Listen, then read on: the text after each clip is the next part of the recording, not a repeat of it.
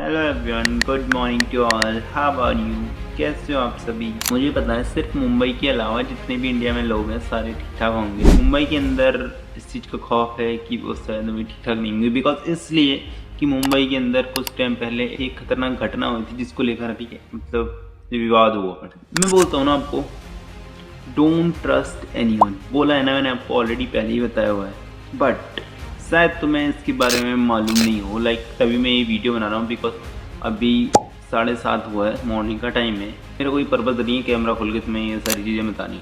ये मैं इसलिए वीडियो बना रहा हूँ बिकॉज तुम्हें कुछ नॉलेज मिले, तुम्हें कुछ पता चले, फिर तुम्हारे भी सब क्वेश्चन माइंड में कुछ जाए और तुम्हारा कोई अंदर का दरवाजा ओपन। मेरी बात ध्यान से सुनो। मुंबई के अंदर एक कपल थे जो रिलेशनशिप में थे। ठीक है, अच्छी बात है, रिलेशनशिप में थे।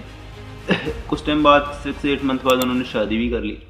बट जो गर्ल्स थी उसका पास्ट में भी कोई बॉयफ्रेंड रह चुका था ऐसे, जिसके लिए वो अपने हस्बैंड को चीट करना स्टार्ट कर दी। जो उसका हस्बैंड था वो उस पर इतना ज़्यादा गुस्सा नहीं करता था, वो बहुत ज़्यादा उससे प्यार करता था और बहुत सारी गलत चीज़ों में भी उसकी यस बोल देते थे, यानी इसको फर्स्ट प्रायोरिटी देता था।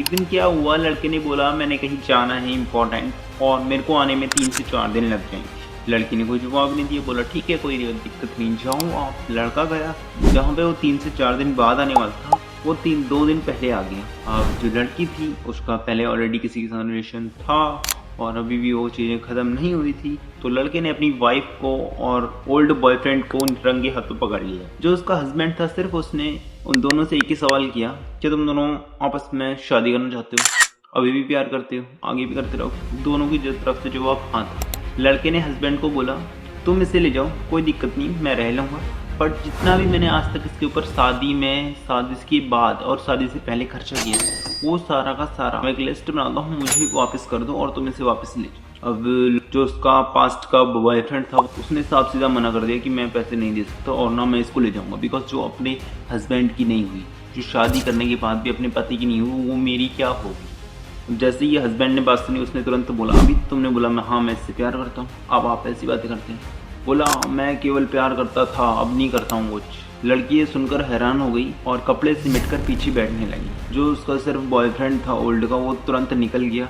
लड़की ने अपना इतना इडियट वाला दिमाग खोला, उसको रियलाइज़ तो हो गया बिकॉज उसको प्यार को ही नहीं करता, सब उसके साथ है टेम्परेरी, सिर्फ उसके जिस्म रिलेशन के लिए उसके साथ है। बट फिर भी उसने अपने इडियट से दिमाग चलाया। उसने क्या करा, तुरंत पुलिस में फ़ोन किया और बोला कि मेरा हस्बैंड मुझे बेचना चाहता है, मेरे साथ ये सारे कर रहा है, किसी गैर के साथ है। तो उसने ये सारी अनगिनत कहानी बना के पुलिस वालों को बता दी। रुको एक बार वीडियो रोकते हैं। तो तुम मुझे बताओ, तुम कभी कैसे, क्या अंधे लड़के हो क्या? तुम लड़कियों पे कैसे बिलीव कर लेते हो? अपने कैरियर पे फोकस करो, अपने कैरियर पे। अगर तुम्हें लाइफ में सक्सेसफुल होना है तो मैं तो कहता हूँ इंडिया की गर्ल्स, अगर तुम रिलेशन में जा रहे हो तो जाओ, कोई दिक्कत नहीं, बट इंडिया की इडियट्स गर्ल्स के साथ तो कभी जाओ ही मत, कभी मत जाओ। थी बस, बात खत्म। जहाँ तक की थी लीव इट करो। आउट ऑफ कंट्री की गर्ल्स को देखो जरा, लॉयल भी होती हैं, हैंडसम भी होती हैं और सारी चीज़ें वो कर सकती हैं जो इंडिया की इडियट गर्ल के अंदर नॉलेज ही नहीं होती। अब ये सारी बातें सुनकर कोई लड़कियाँ मुझे हिट करने लगेंगी, बिकॉज नहीं सिस्टर, ऐसा नहीं है। देखो मैं मानता हूँ गर्ल्स हैं ठीक ठाक है, बट लड़कों को मैं एक बात बता दूँ, तुम्हारे लिए ठीक नहीं है। जब तक तुम सक्सेसफुल नहीं हो ना, तुम्हारे लड़कियां बिल्कुल ठीक नहीं है। बिकॉज मेरे साथ इससे काफ़ी बड़े इंसिडेंट्स हो चुके हैं, तब मैं बिकॉज अपनी लाइफ में तुम्हें बता रहा हूँ, वरना मेरे को कोई ज़रूरत नहीं थी। पर हाँ, जिस भी गर्ल्स को मेरी बात में ठेस पहुँची हो, जिसको भी ठोकर लगी, जिसने भी कुछ सुना हो, तो मैं आप लोग के लिए नहीं बोल रहा था। लड़कों को एक रियलिटी जो सच्चाई होती है वो सिर्फ बताने समझाने की कोशिश कर रहा था। और हाँ, उसके बाद लड़के ने जितनी भी अपनी जायदाद है उसका करीब 50% लड़की को देना पड़ा हर मंथ, और दोनों का डिवोर्स हो गया, अलग अलग हो गए दोनों। बट फिर भी देख रहे हो, ट्रस्ट होता है ना, वो हमने एनीवन किसी पे नहीं करना चाहिए। ये सारी चीज़ें चलो ठीक है, जिसके पास है उसका लेके भाग दिया, और जिसके पास होगा नहीं तो उसका क्या लेके भागेगी, उसकी तो जानी जाएगी ना। तो फिर मेरे भाई पैसा कमाना स्टार्ट करो।